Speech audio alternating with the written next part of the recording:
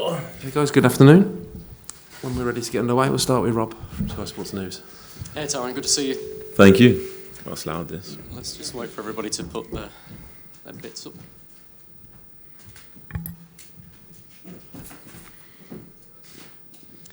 Tyrone, first and foremost, huge congratulations. When and how did you hear about this call-up? I'd just come in from training at Villa and found out that, looking at my phone, as I usually do, got a text with all the information that I needed to report for England duty. Few swear words in there, my reaction. So, amazing moment, one that I'll never forget. And it was probably apt that I could share it in the changing room with my teammates at the time. So, yeah, great feeling. Who was there with you? Do you remember what they said? I don't want to give them a shout out. I think I was there with Henry Lansbury, a couple of the foreign lads. Not too sure they knew what was going on, but I then had to go and sit in my car and make a few phone calls and try and take it all in. And the family's reaction? Very emotional. Parents, obviously the first people that I called. A really, really proud moment, I think, for them. They were probably a little bit more surprised than I would have liked. But obviously their emotions at the time were probably everything they've put into my journey and helping me to get to this point. They felt that it was a really special moment. So, you mentioned that journey. I mean, it's a heck of a challenge you've had in your football career, really. I mean, 8 years ago, working part-time as a mortgage advisor and playing non-league football, to get to where you are now, how tough was it back then? And did you ever think this sort of day would happen? No, not at all. I had other goals at the time. When I was a mortgage advisor and when I was playing non-league football, I had different goals. Playing for England seemed like a different world, where I just needed to get back into the professional game at that point. So I can't say that whilst I was sat on my desk cold calling or trying to help people remortgage that playing for England was a real achievable goal. But as I've worked with some great coaches and been able to play for some great clubs, everything has kind of culminated together to get me to this point. So at different times I've had to reassess my goals, obviously going through injuries and stuff like that. But it makes it all the more sweeter being sat here right now. You were rejected, I think, by Southampton as well for being too small as a youth player coming through. Is that right? It is right, yeah. How tall are you now? I'm 6'5". Does that give you a wry smile? No, I wasn't big at the time, so I probably wasn't as physically developed as I needed to be to go into an under-18 kind of professional setup. So fully respectful of their decision. There were players probably better equipped to handle the level at that moment in time, and with the budget that they had at the time, I think they weren't doing too well in the first team, and they were probably fully justified in their decision at the time.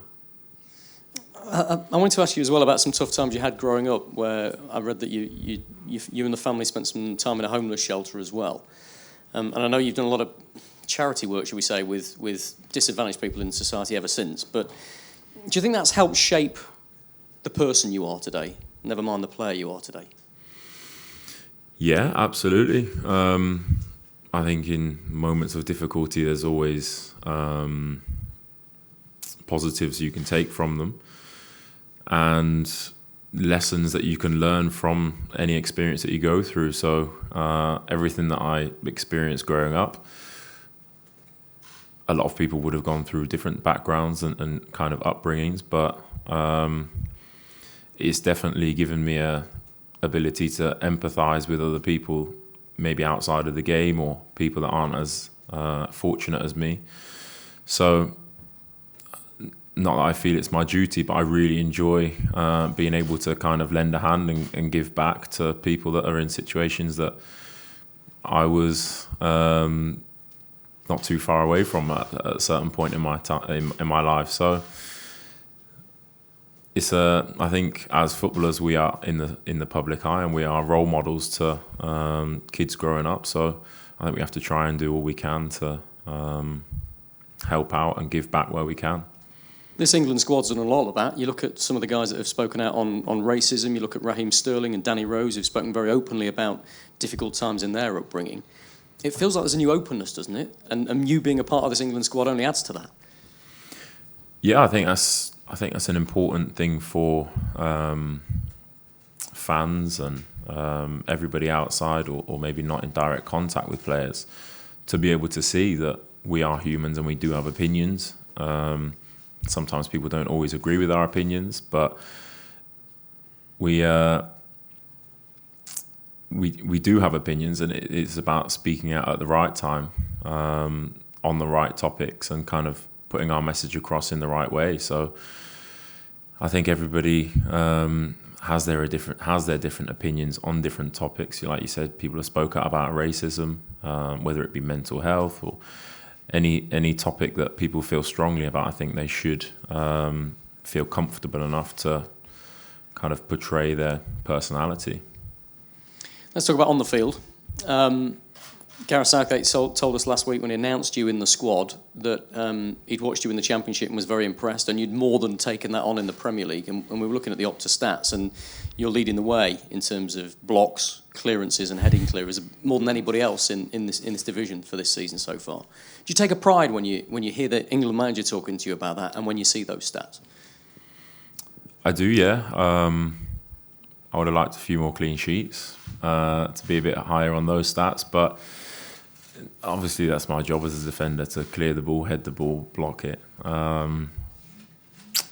So I certainly take pride when I see myself on those lists in the Premier League, because that's ultimately where you want to test yourself. I don't know whether it represents that we've been under quite a lot of pressure. I've had to make that amount of clearances, but Bjorn next to me in the defence has been just as important. So I think we're building something really special down there. It just takes a little bit of time to gel. And I've also felt comfortable enough at Aston Villa to be able to make the transition from Championship to Premier League with all the help that I've had down there. It would be remiss of me not to ask you briefly about Lansbury's disallowed goal as one of the most controversial refereeing decisions and VAR issues that we've had in the Premier League so far, while we're on the subject of Villa. What's your view on all of that? Well, I'm not actually that against VAR, so I think it's probably important to point out that in the end, I don't think it was a VAR decision. It was just a poor refereeing decision. And those things happen, unfortunately. I don't hold a grudge against it. We obviously were very disappointed at the time. But throughout the course of the season, sometimes these things even themselves out. So it was a poor decision. Everybody has spotted that. It certainly wasn't a dive. There was certainly enough contact there to make it not a dive. But yeah, it was very unfortunate. The lads were obviously felt very aggrieved after the game. It's just something we have to take on the chin and move on from. We've talked a lot about this England team being very close-knit. Have you noticed that since you've come in? How have you settled in? How have you been made to feel welcome? I have, yeah.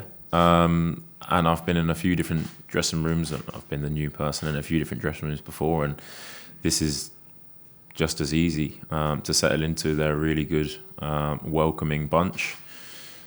The average age is quite low, so that probably helps. There's a few different players that I know from playing against or playing with, and obviously Callum, Tom Heaton I've played with, so it has been really, really easy to settle in. The manager and the coaching staff have made me feel really welcome and a part of the squad. Even before I got here, with his comments about my performances and why I was called up, it made it very easy for me to settle in, yeah. How would it feel if you were asked to make your debut against Bulgaria at Wembley on Saturday? I don't know. Have you dared to think about it? No, of course I think about it. I've thought about it ever since I got called up, making my first cap. But again, I've had different challenges to worry about between being called up and worrying about the game. First of all was trying to impress in training and trying to get my boots on and feel comfortable on the training sessions, which I have done, and I've really enjoyed them. So, of course, I think about making my debut, but if and when that day comes, I'll worry about that then. And finally from me, of course, you're going to be back at Wembley either way, where 3.5 months ago you got some pretty special memories. Will that all come flooding back to you when you walk out onto the pitch? Probably, yeah. It's definitely up there, one of the best days of my life. And it was a special achievement, one that I've watched that game many a times over the years, the Championship playoff final, and I've always wanted to be a part of it. So the fact that I was able to go there and win was very special for me and for the club. And obviously we were able to reap all the rewards that came with it, playing in the Premier League and being able to sign for Aston Villa full time. So yeah, I'm sure those memories will come flooding back, yeah. Tyrone and Dennis from the BBC. Have you, I mean, indeed you might be going to St Mary's as an England international, but have you thought about the possibility that you could make your debut there, and how or what would you feel as you walk in with the England team, bearing in mind you were turned away as such a young boy? Yeah, I've thought about it. There's not much I haven't thought about in terms of what could and couldn't happen, but like I said before, I don't hold any grudges over Southampton. I don't hold any grudges over the decisions that they made, because if I'm completely honest, they were probably justified at the time. I wasn't quite big enough and I wasn't quite physically developed enough to maybe cope with the different demands of the game. So I don't know. It would be a fitting story if I made my debut at St Mary's. It maybe would have come full circle, but I don't think it would feel any more or less special doing it at St Mary's than it would anywhere else. During your time at Millfield School, how did that shape you as an individual?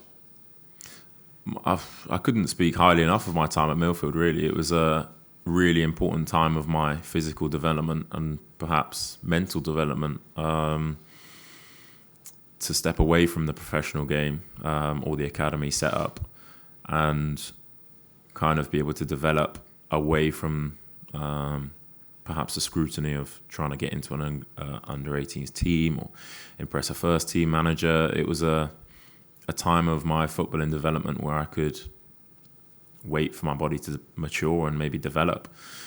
And the facilities that they have down there are obviously excellent. So it was a really important time for me to step away and kind of regather my thoughts after being released and kind of decide what I wanted to do when I came away from there. But the footballing that I had down there and kind of the experience that I took from it was a positive one. And during the challenges you've faced, what's the best bit of advice you've ever been given? Good question. What's the best bit of advice I'd ever been given? Probably just keeping the end goal as your main goal. There are a lot of difficult and dark times throughout, just talking through my professional career. Times where maybe there wasn't an obvious way or an obvious path to success. But keeping the end goal, which was always it was getting back on the pitch whilst I was injured, or getting back on the pitch when I wasn't playing at Bournemouth, knowing what I wanted and kind of doing everything I could to go and pursue that dream or that goal was probably the most powerful thing that I could take with me on my journey. And finally from me, Gareth was praising your leadership qualities last week. What for you makes a good leader? I don't know.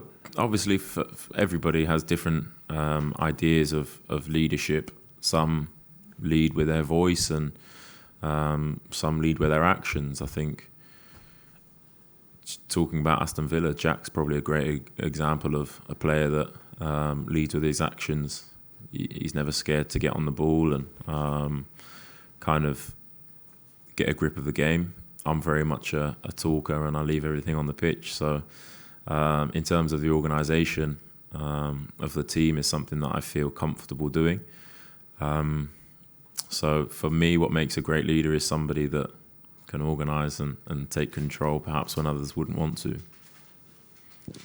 Hi, Tyrone. Quite often when you speak to footballers that have played in non-league football or not come through academies like yourself, you find they have a more rounded vision of the game. Would you say that's true? Yeah, sure. I mean, I've not spoke to too many that have come through non-league, but for myself, I can definitely see the game from a fan's point of view. I was a fan for a long period of time, and I can now see it as a player's point of view. So there are a lot of different challenges that you perhaps don't see as a fan in terms of being a player, but coming from non-league and kind of having to adapt to the speed and the intensity of being a footballer every day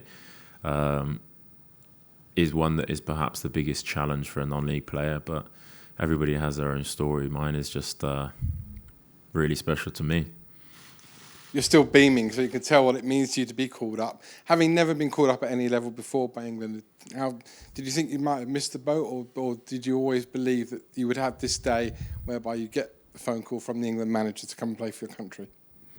I didn't think I'd missed the boat. No, I just felt like I needed exposure or game time just to kind of get into a rhythm and show what I could do. I've not been in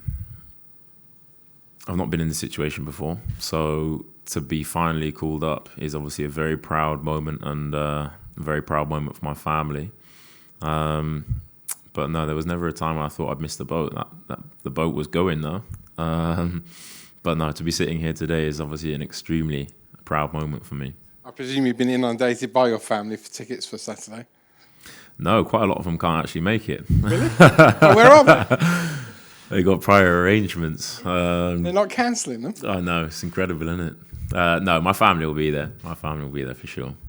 And finally, I know you said it already a little bit before on this, but the last time you were at Wembley was, when I spoke to you, was after the playoff final. You become a Premier League footballer. Would it be more special to walk out? Obviously, it would be, with 3 lions on his shirt on Saturday. Absolutely. I mean, I'm living the dream at the moment. So to walk out in any capacity as an England player at Wembley is something that I've always dreamed of. So, yeah, it'll definitely be a special moment for sure. Well, Tyrone, I mean, first of all, we know that social media definitely likes to get carried away, but you know you're doing something good when I've seen the Villa faithful online describe you as Villa's Virgil van Dijk. And just hearing your remarkable story, just how does that comparison, make you feel? And has there been any player such as him that, you currently admire, that you tried to shape your game after? Yeah, him for sure. Fair. I think he's perhaps one of the most complete centre-backs in world football right now. So I try to watch as many clips of different centre-backs as possible, and take different inspirations from different places and different people. So yeah, he's definitely one person that I would love to emulate on the pitch. And how does that comparison make you feel now? I mean, to be mentioned in the same sentence or breath as him is an extremely positive thing. I wouldn't make those comparisons just yet. I've got a long way to go for that, but it's nice. The Villa fans are brilliant, so those comparisons are fine with me. So last question there, Rob, and then we'll move on to the embargo. Hi, Tyrone. Hello. We were speaking to Mason Mount shortly. Is it right it's kind of your dad's job nowadays to try and find the next Mason Mount for I knew he'd get a mention. It is, yeah. He's a scout for Chelsea, and I'm sure he'll be watching this. Pleased that he got a mention. So thanks for that. Thanks very much. Thank you. We'll end the live section there. We'll now move on to 5 minutes for questions